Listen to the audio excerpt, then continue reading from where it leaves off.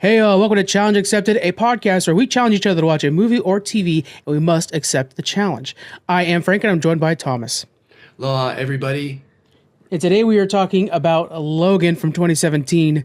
And boy, after watching Deadpool and Wolverine, I was down. Yeah, definitely. This was a great call out, and thanks to everybody that voted on this one. That was really exciting. What was the other choices? I know we had Logan. Was it Blade that was in there? Blade, Ghost Rider, and Fantastic Four from the 90s. Or whatever, yeah. That would have been solid too. But I think because of how Deadpool and Wolverine was set up in that movie, I think Logan had to be the choice because I had watched the Deadpool. But like that movie makes me want to go back and watch Blade and the Fantastic Four and all of that.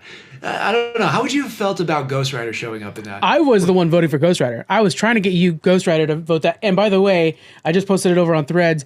Ghost Rider was in the concept art for Deadpool and Wolverine. I know. I wonder how that would have been. That is the most curious thing. I was so surprised by Blade. Don't get me wrong, but man, the Ghost Rider of it all, I was intrigued. I thought that would be fun. He and so was Ben Affleck's Daredevil, and so was Dino Pool. And I have the Funko Pop for Dino Pool. Oh, it must be in the living room. Love Dino Pool. So Dino Pool was cool. I wish they did add Dino Pool. Like, so you had these Deadpool with different sizes. We're getting super off track, but I think that would have been really freaking cool. But Logan was supposed to be the ultimate send-off for Hugh Jackman's Wolverine. Literally helped launch the X-Men franchise for Fox and really helped close it out, which is kind of the whole concept for Deadpool and Wolverine. And this movie was really freaking good. It's obviously really good, very dense, done by James Mangold, who we were kind of just going on and on about before we started recording. Kind of open thoughts for this movie before we go into the breakdown. This is your grandpa's, superhero movie when you're trying to get something good for your dad to watch, and they're like, "Oh, I don't like the tights." Like, well, guess what? There's not a single fun fact for later on, guys. There are no superhero costumes in this entire movie. Good point. Yeah. I did not even think about the grandpa thing. That's a good way to pitch it. Great introduction. It's a great introduction to superheroes and also a great send-off to Logan. And I still feel like it is a send-off to Logan because it's a send-off to our Logan. And then, of course, we have a different Logan coming in later on. Right. Yeah, exactly. So, let's break this bad boy down because, like I said, this is a pretty dense movie. It's over 2 hours. And, Hugh Jackman does not shy away from anything in this one. No, not at all. All right, I got your timer ready when you're ready to go. Okay, so it opens up with an older Logan. His car is getting stripped away, takes out those dudes in a very violent fashion, setting up, I think, the rest of this movie. He is taking these odd jobs in kind of like a stretch limo that kind of becomes their main transportation for most of the movie. But he gets a call out from this lady who's like, "We need your help." He sees this little girl drive away in the car, doesn't really think much of it. He's trying to buy medication to bring back across the border to, we see another mutant named Caliban, played by Stephen Merchant. But he's also trying to get medication for Professor X, played by the legendary Patrick Stewart. And Patrick Stewart is really having seizures and kind of losing his faculties, it seems like.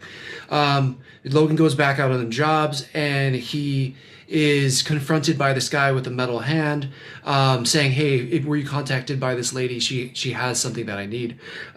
You're halfway through, by the way. Halfway already? Holy crap. The lady shows up. She gets murdered. The little girl stows away in it. We played by Daphne Keane. They go on this adventure. Holy crap, I'm way behind all of a sudden. Let's see, Logan. Where am I at here? Eventually, they meet up with this family that takes them in. They have a nice dinner. The family gets murdered while Logan is out because of X-24.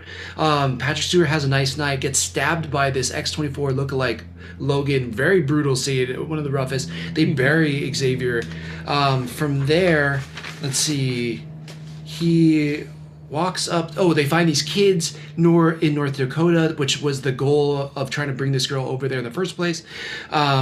He wakes up. There's things flying above. The kids are already off. He goes and decides to save them. X-24 comes out, ends up stabbing him on a tree. Laura, says "Dad." Then they bury him, and she turns the X from a cross to an X. That dad part, son of a gun. That gets you. Son of a gun. That gets you. Yeah. It does. Okay, so this is the thing with me in this movie, and I kind of wanted to say this up front, but I think I should say it now. I love it. I think this movie is fantastic, but this isn't a superhero movie that I feel like personally I can go back and watch over and over again. And like it has. Oh, yeah. It's like a tough watch for me, and so because of that, it's not like one of these movies that I'll put on every year. You know what I mean? Totally. If that makes sense. I totally get it. Here's another example for you. I watch the Christian Bale Batmans all the time. I could put any one of them on and be happy. I don't go back and watch Joker very often. Right.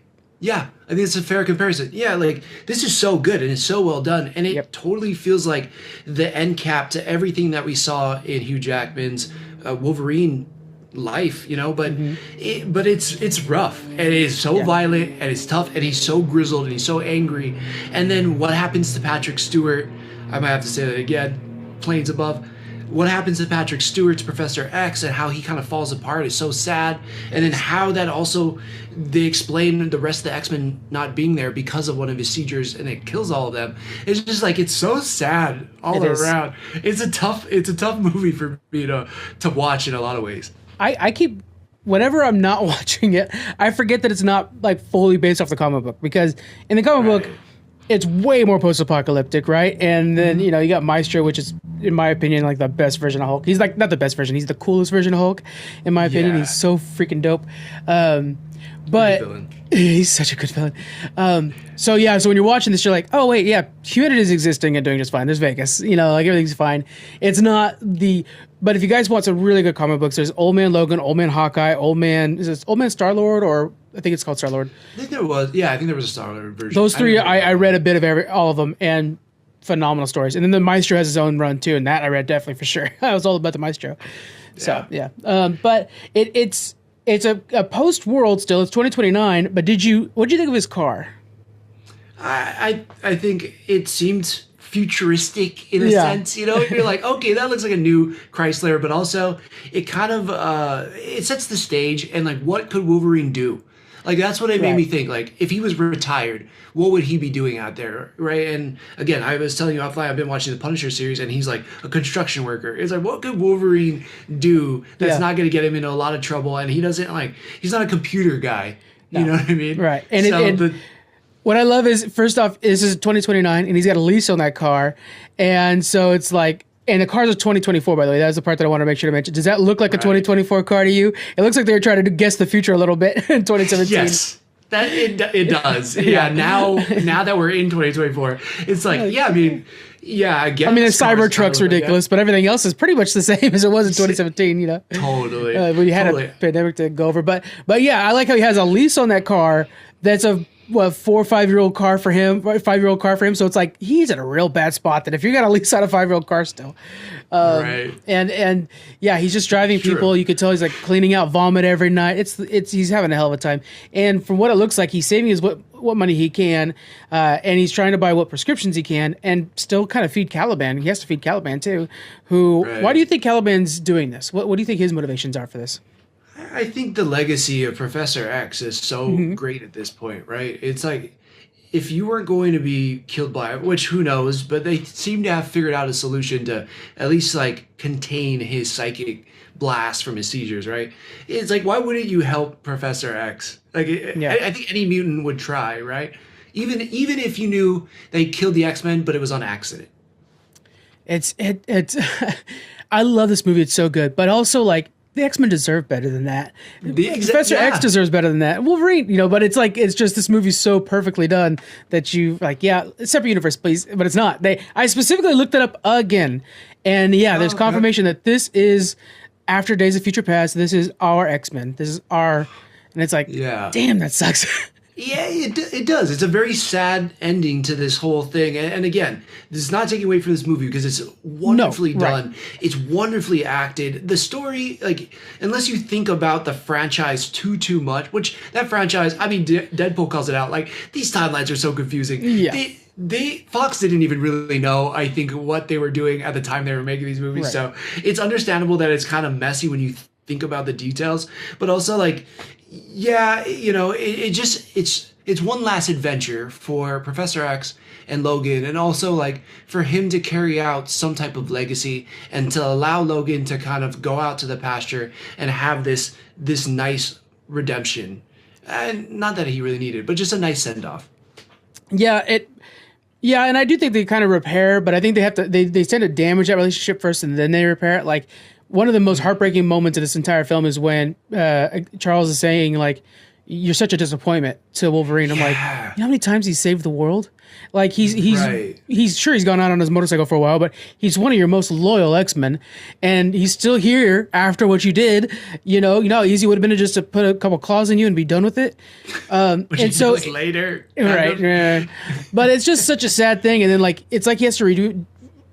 I don't know how to explain it. Charles is also losing his mind too. It's just a sad movie, guys. We've said it 100 times, but it is. It's hard to watch, It's like, we had talked about our grandparents, and at some point, the body's going to deteriorate, but when you see the mind deteriorate, I think that is the worst. That's the toughest part, and we see that even Professor X isn't susceptible to it, right? And I think that is the roughest part. And you're right. I think that part is just a gut punch when he's like, "You're a disappointment to me." Because you're like, you know what he did all these times, right? And it sucks for Hugh Jackman. And it just really puts this damper on the world.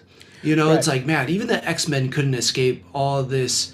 They weren't in the end seen as heroes. And of course, the X-Men story is always like the outsiders who never accepted, but you would hope at the last bit for all these heroes that we had followed for this decade that they would have gotten a nice send-off, and it doesn't happen. No, and at this point, they're all but extinct. They got rid of all the mutants, and now they have body enhancements to replace it. But and then, none of this matters. None of these things hurt as much if it's not for the performances. And Patrick Stewart, even at his age, masterclass. That guy's so good at it. Hugh Jackman kind of portraying this like Wolverine that can't heal. How does he capture that in his own mind? He's played Wolverine for 20-something years, and now he's like, hey, now do that but hurt.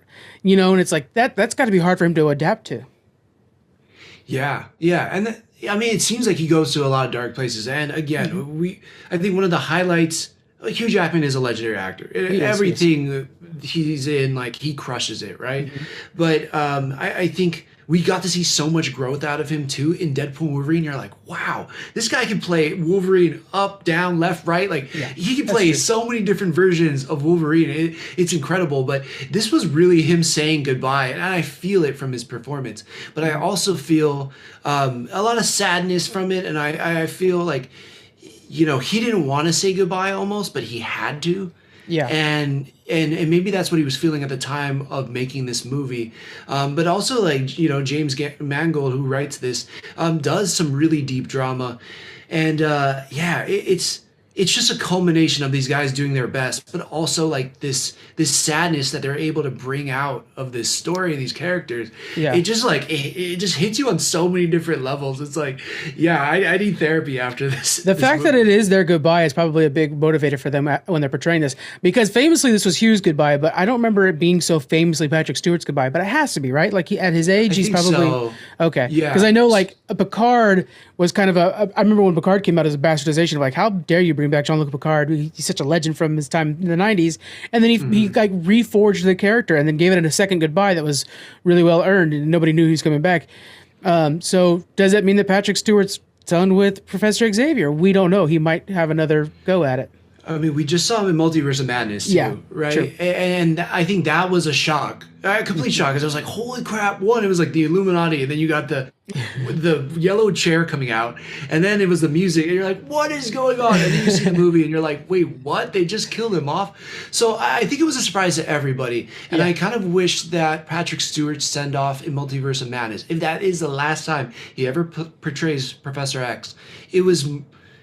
But even in this movie, like I think even in this one is sad, right? Because when he's going, and this is his last round, he's like, honestly, that dinner, that was one of the nicest meals or one of the nicest night I had in a long time. Yeah. And you're like, wow, that it just shows like how simple and beautiful, even Professor X and all these adventures he's gone on, like that was one of the most amazing nights. Yeah. And then he dies by somebody who looks like Wolverine. Talk to me about I gotta jump in, yeah, because I remember when I first saw this in theaters, and then every time I've seen this movie probably 4 times, 5 times, afterwards. Every time I watch it, I still get the anxiety because not only are these guys just wonderful playing these characters, but there's so much, there's so many layers behind it with the nostalgia and stuff like that. So when he's being stabbed by X-24, and you're just telling yourself like, Charles, look away, Charles, don't see that face. No, Charles, you saw it's him, and then you're like, oh my God, Logan, you must get up there and make sure to explain what's going on, please. And then this time was the first time I watching it. I'm like, no shit, Charles would have read his mind real fast and realized, oh, he's a blank slate. Okay, it's not him. Like that would have happened like almost instinctively. And it was the first time I thought about that while watching it, and it gave me immediate relief because there's so much anxiety every time I see that scene where it's just like, you already are messing up this freaking legacy, but he cannot die thinking that Wolverine killed him. I couldn't live with that. Yeah, I so agree. But you're right. And also, there's that moment after he gets stabbed. Our Wolverine does show up. Yeah. And he has one last moment where he's still conscious, and he tells him like, I can't remember if he specifically says like, it wasn't me, or he says something Logan. That's the first thing that Logan says. He's like, it wasn't me. It wasn't me. He's like trying to make sure he knows because he could tell he's dying. Yeah. And he wants to impart in him like, I'm not the one that killed you, almost as if like, hey, I know we've been having our last rough couple years, but you're my pseudo dad, and I need you to understand that I've never defend or betray you. It's a beautiful moment. It is, and I think Professor X gets it in that moment, and I think it's okay. But yes, visually, it's very hard, and it's kind of unsettling to watch because you're like, does he ever get peace? Does he really know? And we have to just trust knowing who Professor X is and what his powers are and everything. We have to trust it, but it's just heartbreaking. It feels so grounded, and it's so gritty, and it's tough. On the other side, too, they've been scraping by. And again, Hugh Jackman is driving around. He's scraping by. He's doing all these odd jobs like we had talked about earlier. Caliban is there, and Caliban's telling him, "Hey, this isn't enough. This is enough." How many nights do you think they're in that cage thing that they built for him? How many years was he in there? Yeah, great question. I think they might have mentioned something around 2 years. 2 years, okay. Yeah. Even that, just every day in that thing, miserable.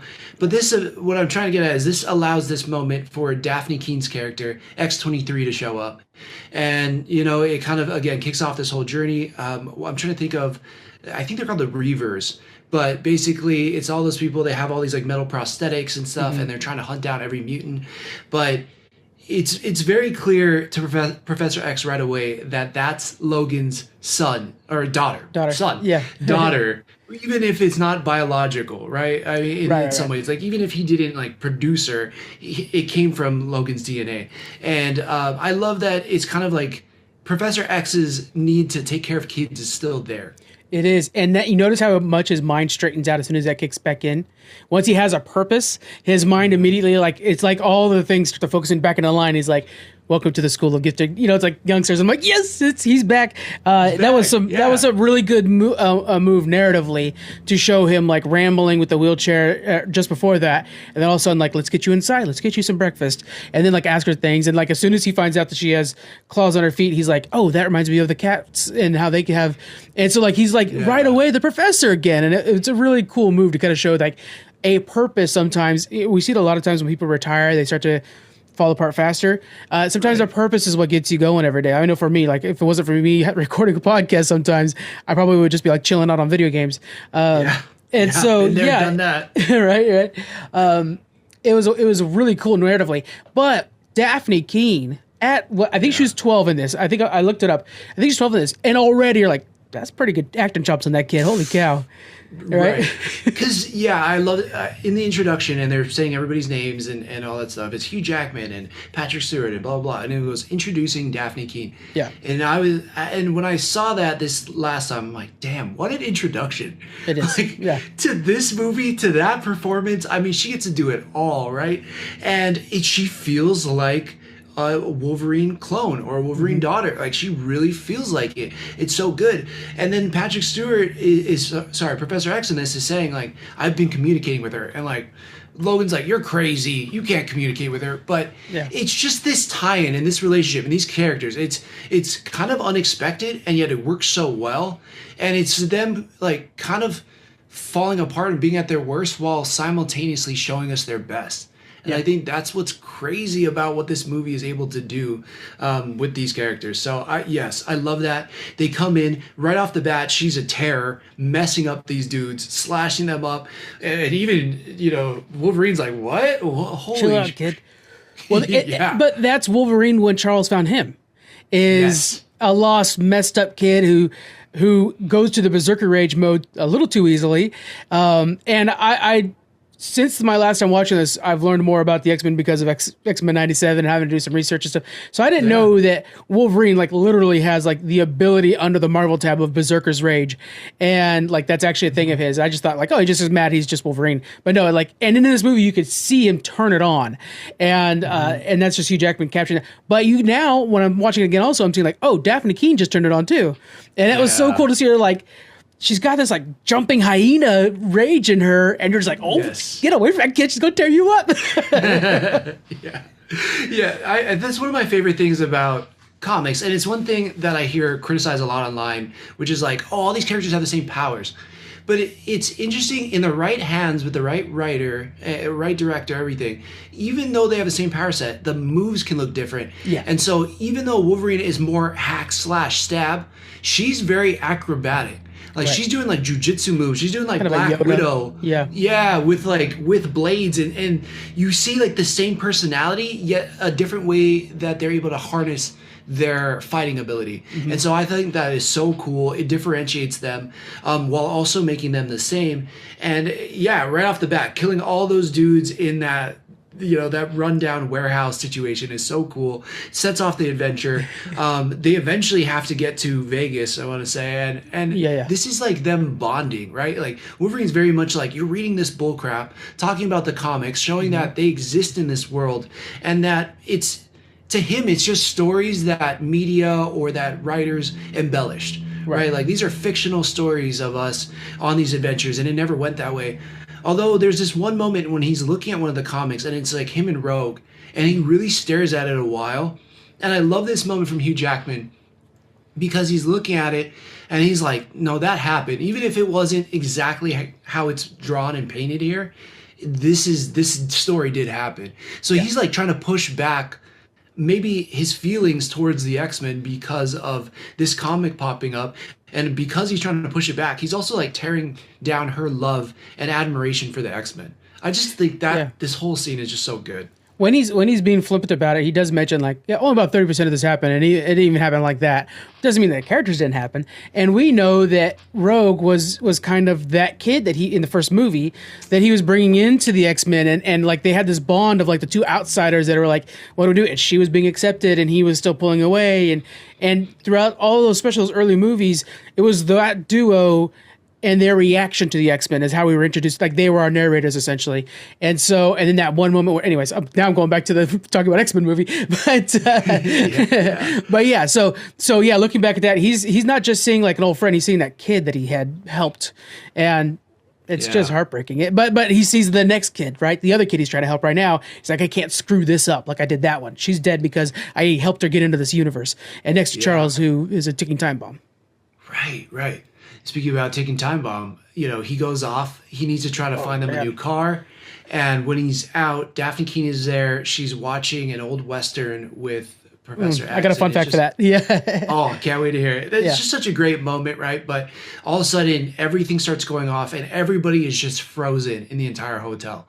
And we'd seen it, talking about all the old X-Men movies. That first movie where it's Magneto and all the police are around and the police are stopped and they're just frozen in place. And you're like, what the heck's going on? And you're like, oh, it's not Magneto freezing the metal in a sense. It's like Professor X freezing people's minds. Yeah. And we brought to it here, but just in such a violent and irrational way because he's doing the seizure.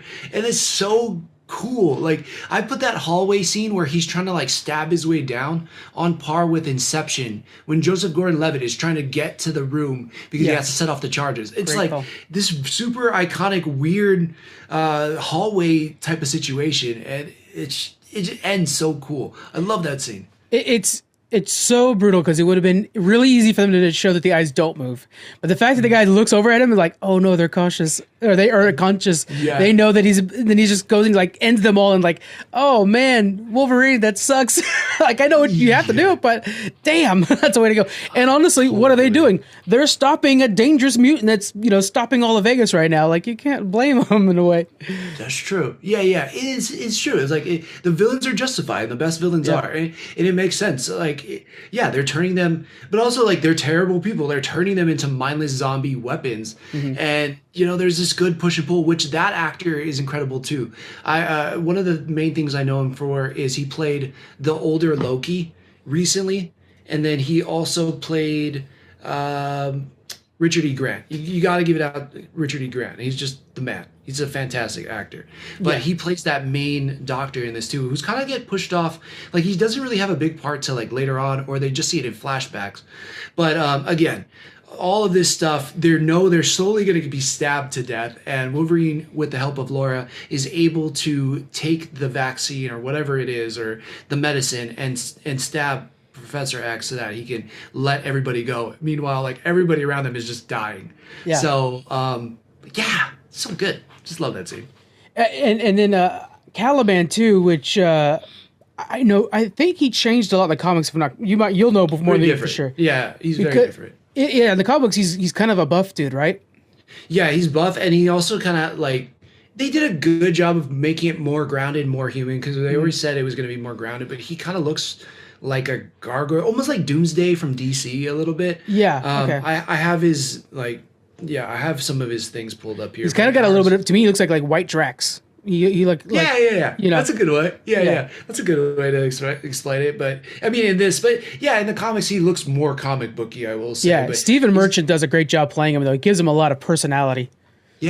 Yeah, and I think that was inspired casting. Like they could have went so many different ways about it, but he's got psionics, he's got superhuman stamina, superhuman durability, reflexes, speed, and strength. In this Caliban doesn't have any of that. right. So they changed it around, and Caliban has kind of changed back and forth. But that was like a cool, very very interesting choice, and it works for this movie. It does.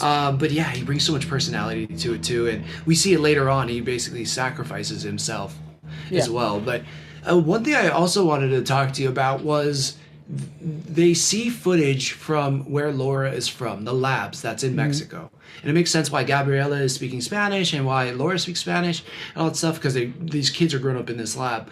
I thought this was such a cool idea. Mutants don't exist anymore, but they're still, like, the humans and the government are still trying to make it happen because they see that there's an advantage to controlling them and using them as weapons and soldiers.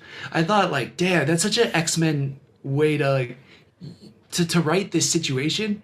That makes sense. I mean, what do you think about it? It was not needed to tie the two together, but it was such a smart move to make Dr. Rice the son of the guy that did the Project X or whatever to Wolverine. Oh, that's right. They do mention that. Why am I blanking? Stryker, thank you. It's perfect to make him Stryker's son. Like, you didn't need to. They're just, the government will do that. But it's like, oh yeah, there's always, it reminds me of how, like, in X-Men 97 or X-Men the animated series, you had like the three humans that were constantly involved in somehow screwing things up. Yeah. And it's just like they were manipulating, they were manipulating the government or the rich people to always do that. And so it's like, okay, the Stryker family or the Rice family, I guess, they're just always jerks.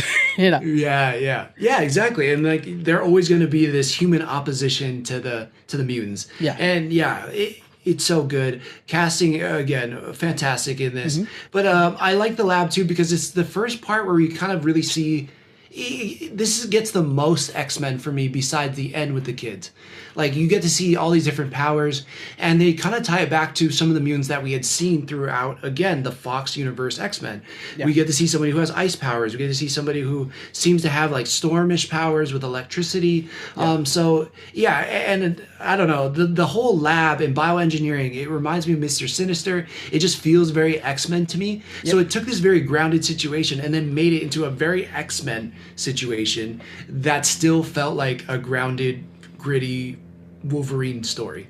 The best X-Men villains, I mean, except for Magneto, a lot of them are manipulated somehow by the technovirus or lab work or something like that. So it's always like taking what's almost pure evolution through the mutant stuff and then adding some sinister stuff to it to make Mr. Sinister, to make Bastion, to make all these different characters that are just like,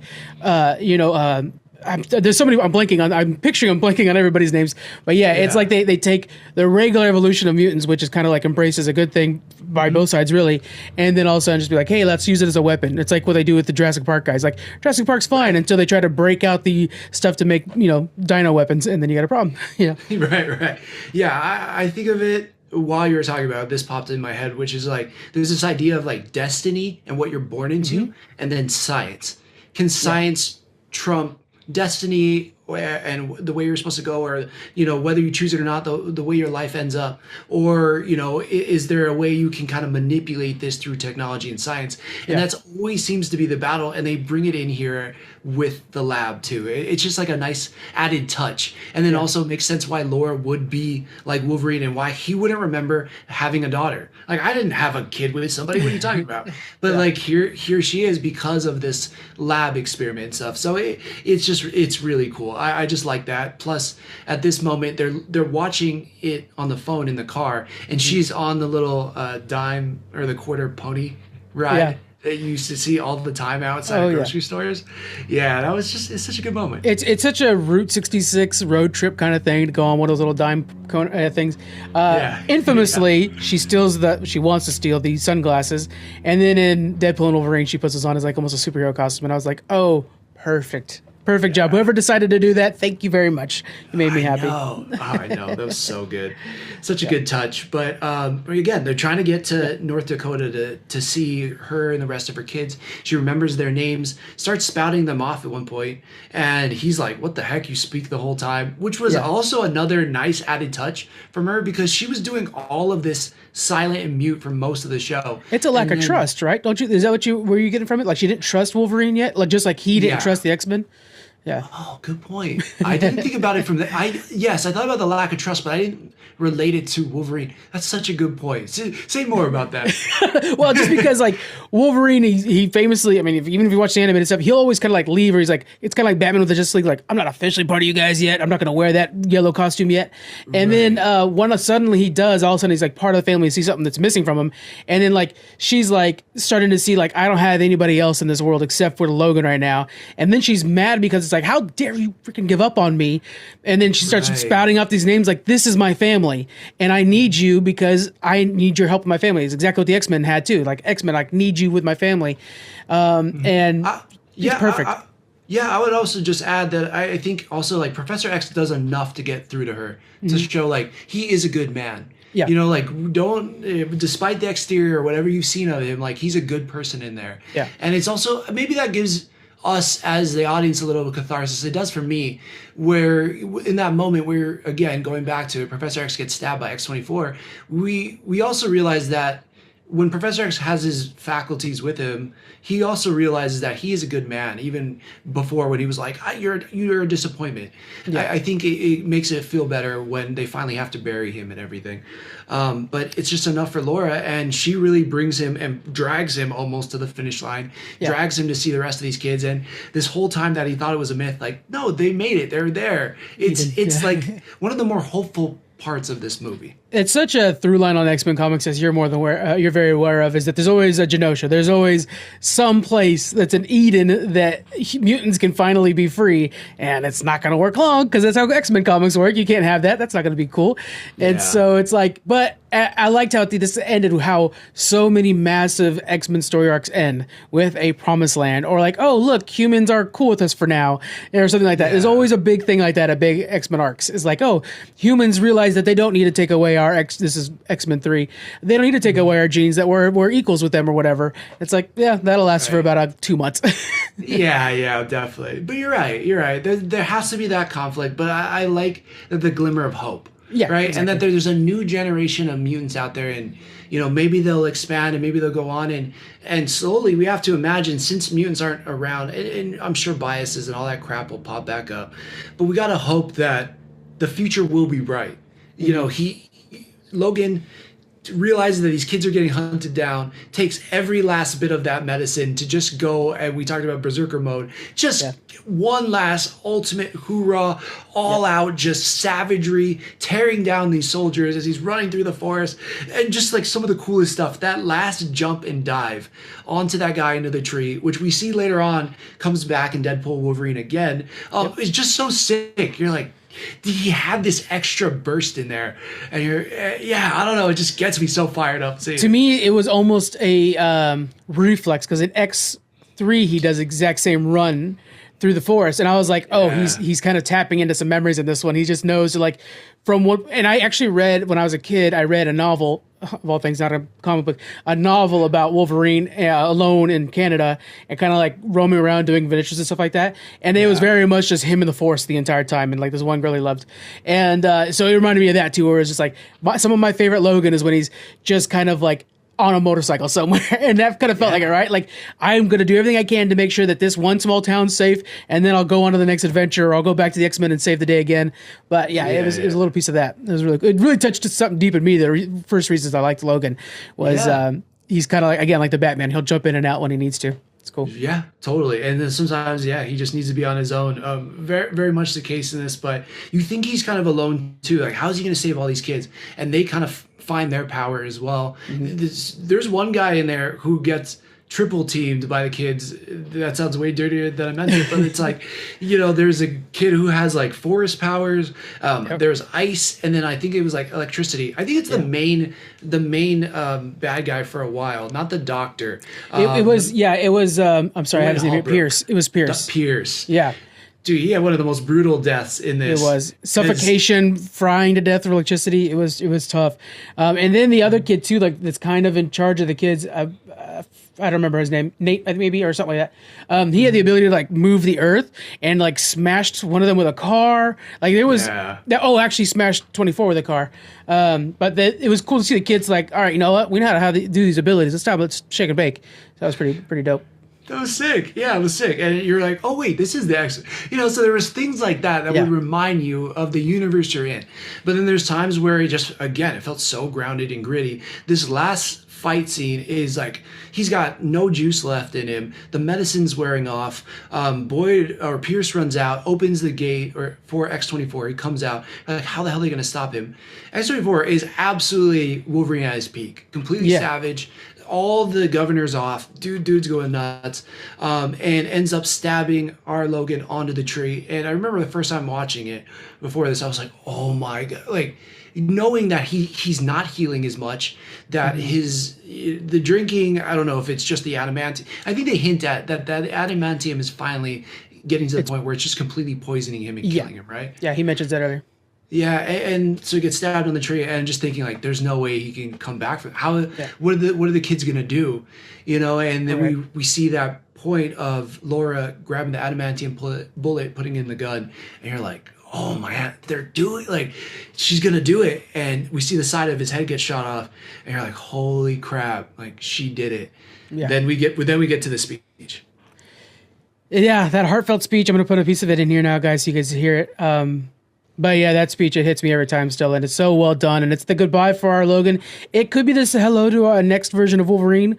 Me and Squeeze were talking about this, and he's the kind of guy who likes to stick with Tony Stark Iron Man. He's a Steve Rogers captain. Not that he doesn't like the new ones, but he likes the old ones too. And even he was saying, like, I think it might be good for Marvel to consider taking X-23 as our new, more used Wolverine, because there is a real passing of the torch already established. And literally, she's from the Fox verse. She's from those other X-Men movies in a way, and like the fact that there's this bond already. And he said, he really put it really well. He's like, if they try to make a Wolverine, they might botch it, and if they botch it at all, they're gonna have so many Reddit people pissed off. But you're not gonna botch X-23. You put her in there, she's gonna be awesome. She's gonna do her thing, and anything they change, they could change what they want. It's not gonna matter.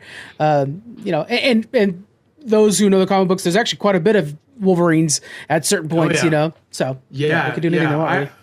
I got a recommendation for that. If you want to see all the Wolverines working together, read X Lives and Death of Wolverine. It'll be a little confusing if you ever read the Krakoa era but like it's so cool, and it goes through all of his iconic stories. Yeah. With he has a son named Dakin. Really confusing. Not going to go into it here, but X-23 is there, and then she ends up getting a clone called Scout. So it's really funky. But anyways, in the comics, there is room for multiple Wolverines, Yeah. and she's one of them. And in fact, she's on one of the main X-Men teams, and Logan's not. So I think I love that idea. I think I'm on board with it. But I'm also, and this is spoiler alert for Deadpool and Wolverine, I am not mad if they decide to go with the Calvary now. What do you mean by Calvary? As in Henry Cavill. Oh God, yeah, absolutely, dude. When he turned around and I was like, I was blown away. I honestly was blown away. I could not believe they got that done.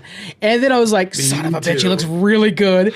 And the way that Ryan Reynolds was right away, just being like, we'll treat you better than they did down the street. I was like, you bet your ass you will. I was like ready. I was like, come on, Ryan, you got this, buddy. Get his ass to sign a contract.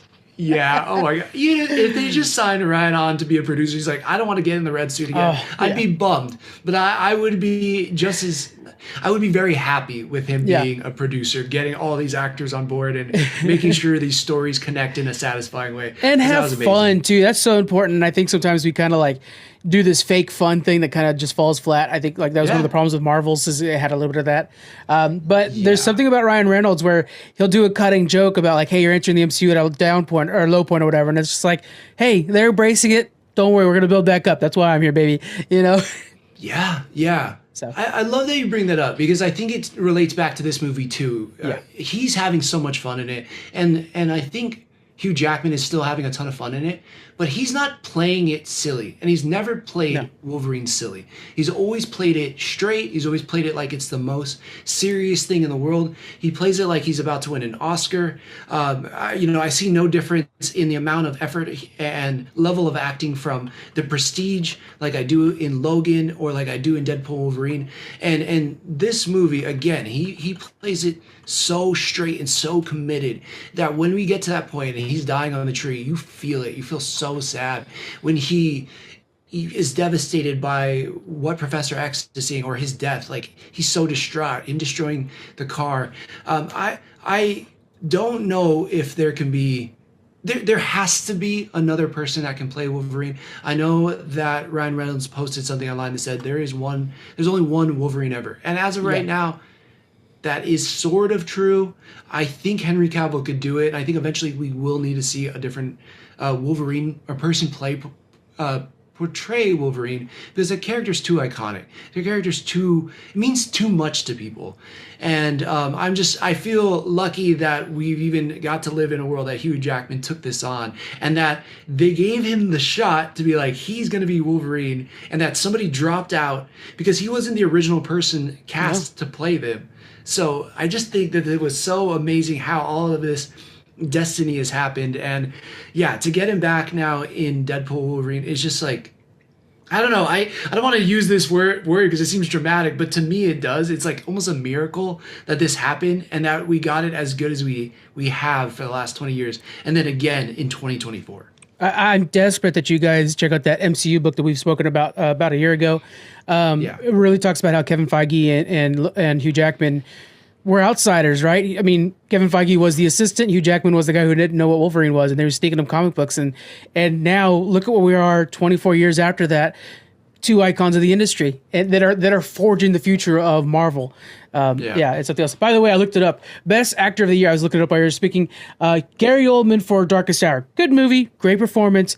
But you're telling me that I don't see Logan was not even nominated for Best Acting? Come on, that's some bullshit. Yeah. That's some bullshit. That was and I agree.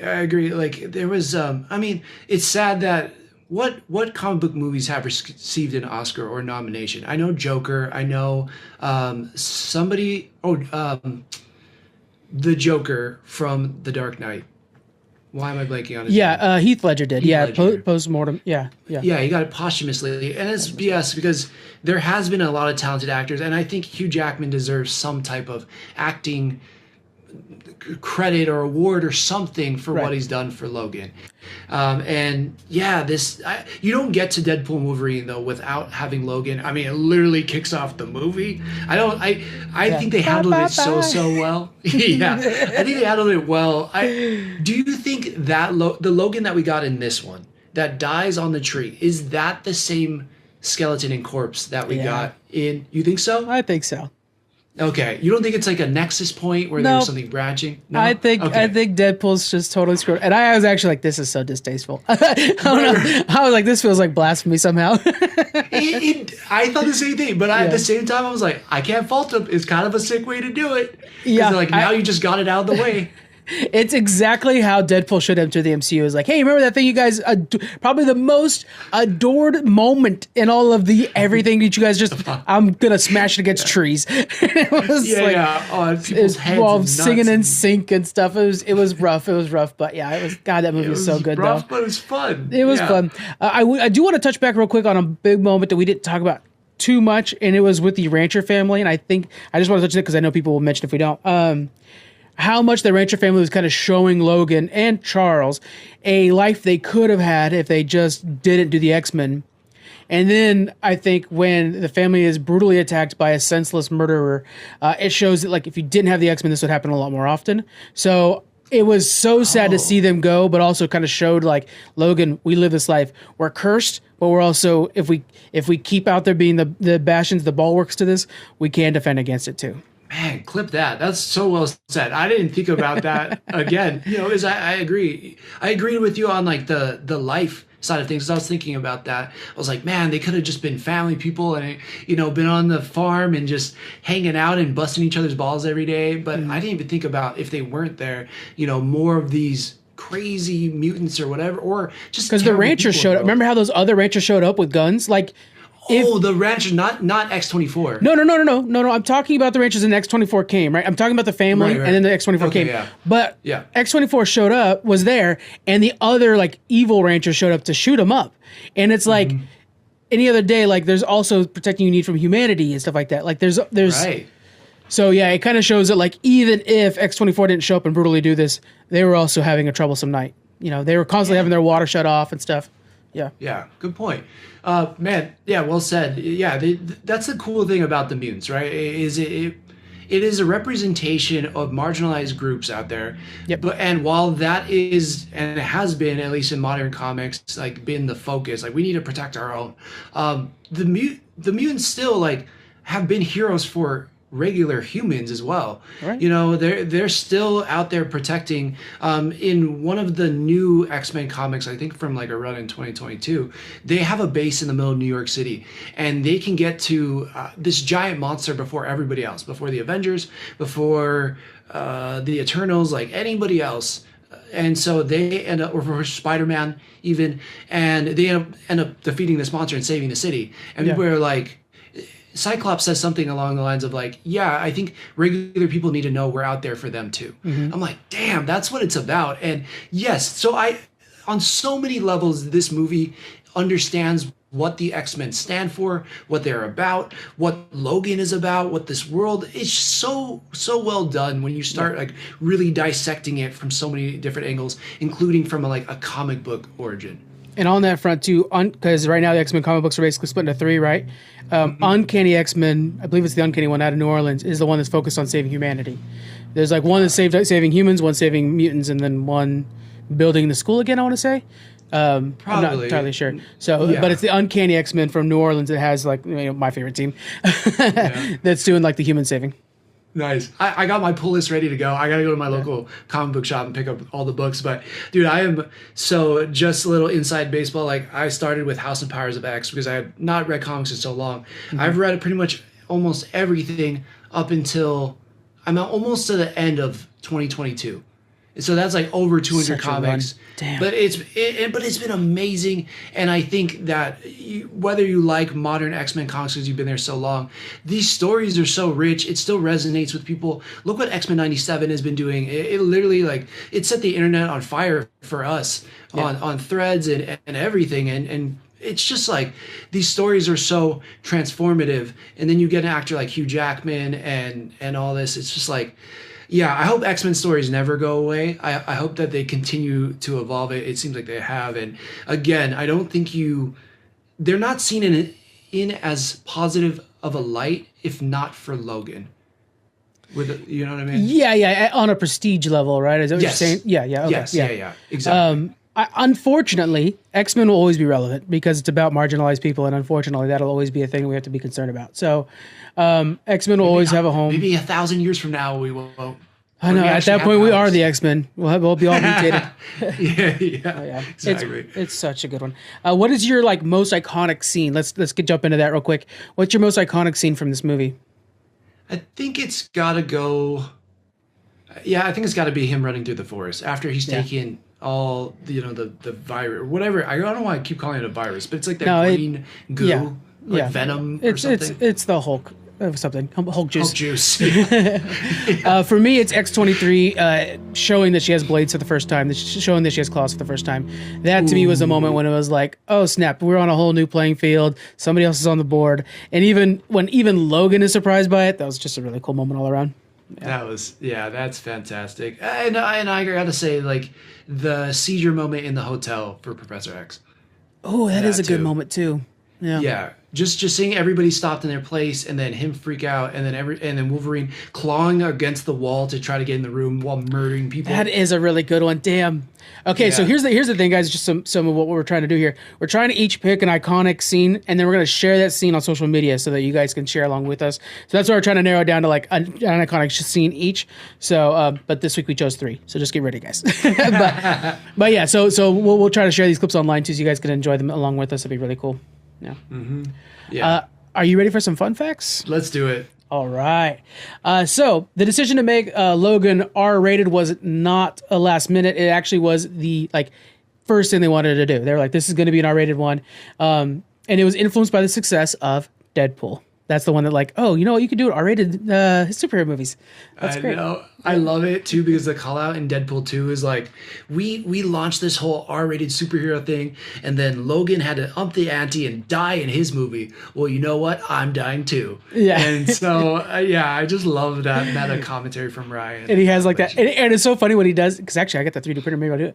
But when he has that little toy order that spins with Logan on the thing, I'm just I want that. Yeah. I really need that actually.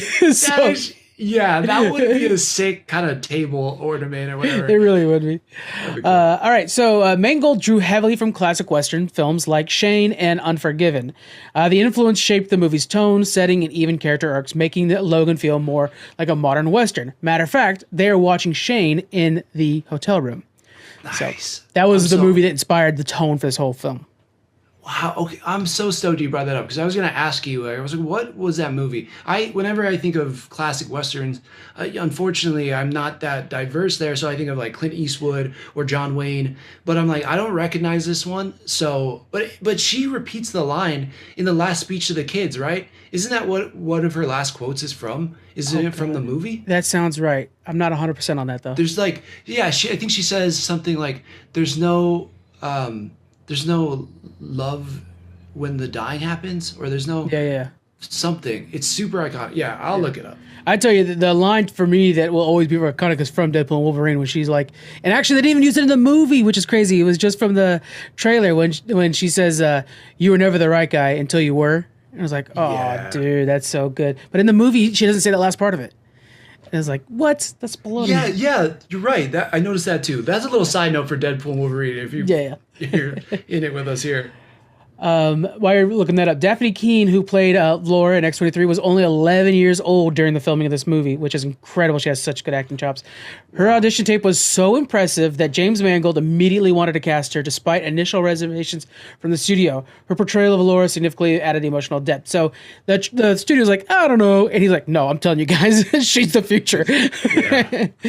Man, I love it when they just get the cast. They fight for casting and it's the right one. I mean, again, mentioning the MCU book, Robert Downey Jr.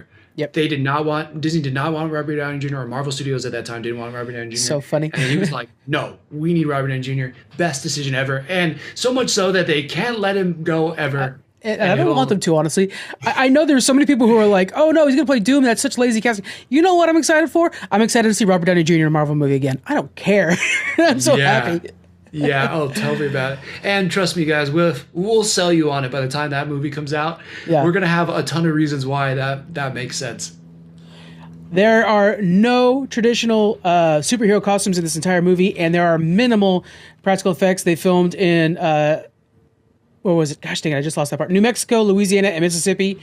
Minimal green screen. They wanted to use as many gritty and realistic effects as possible, and they didn't want to have anybody in costume. They wanted everybody to look like they were just like got the clothes from Goodwill. Wow, that's cool. I mean, that definitely adds to the groundedness. I am such a fan. I'm happy though that we're in an era where comic accurate costumes is cool now, though. You know, getting the yellow, like how many people wanted to see him in the yellow suit or see him with the cowl. And yeah, it would have been so dope for them to even reference that. I guess they show it in the comic book, but you know, it would have been cool to have that in this movie, but it didn't need it. I've got two more for you. They wanted to make sure to get Johnny Cash's last song, Hurt, which is a beautiful song. They wanted to use it for the trailer so that everybody knew that this was going to be a somber movie, not your normal. Because if you guys remember, there was like, I think it was 2 standalone Wolverines before this one. They were not somber at all. They were slasher flicks in Japan. Yeah, very good, by the way. I like those movies as well, so you guys should check those out. They're fun, I should say. X-Men, I would say X-Men Origin or Wolverine Origins. I cannot with that movie. I saw the Wolverine, the one where he's in Japan and he fights that is just a blast. Yeah, but I mean, talk about a tease too with that brown and yellow suit in the credits, and then never put it on. So but you're right. That was pretty cool. I think I might have found it. Let me see. Okay. Here it is. I mean, I'm pretty sure this is from that movie, but we'll have to confirm. Somebody write us, message us online on social media or something. If complain in the reviews with 5 stars. Yeah, there you go. Yeah, I like that. But she goes, a man has to be what he is, Joey. He can't break the mold. There's no living with the killing. There's no going back. That line, there's no living with the killing. How Western is that line? That's such a good line. I love Western. Yeah, right or wrong, it's a brand. And she crushes that. But I wonder if that was from that movie that you were crediting them to. Shane, it feels like it is. Actually, I'm pretty sure that I'll have to double check that too at some point. But yeah. That's a good line. That's a great line. Last one for me. It's a really short one. Patrick Stewart lost over 20 pounds to be able to portray this version of Professor X that was more vulnerable and frail. Wow. 20 pounds for that age is not easy to do. No, yeah, that's just commitment.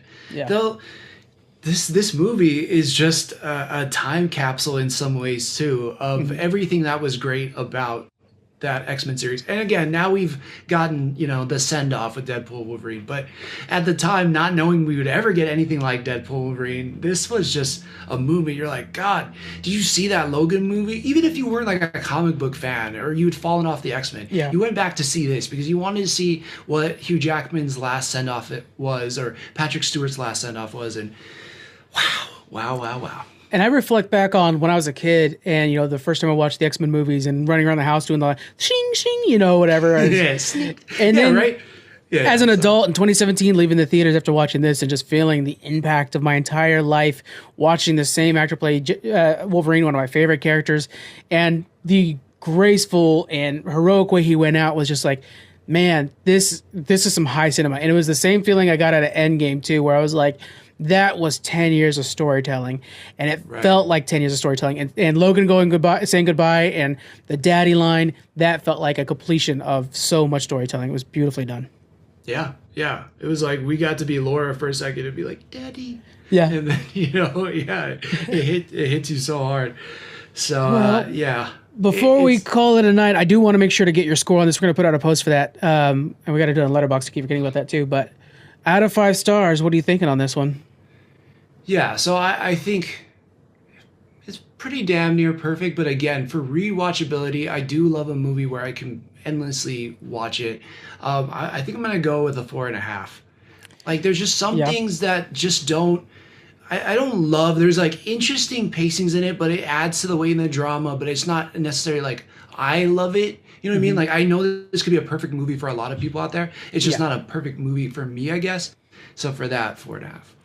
I think it's a 5-star Western, but for a superhero movie, it's a 4-star movie, right? So, that's well said. Yeah, I'm a big Western fan, so I really appreciate it. But I get what you're saying where it's not rewatchable. I think it's a 5-star personally because I feel like there are movies that are just not rewatchable and that's fine.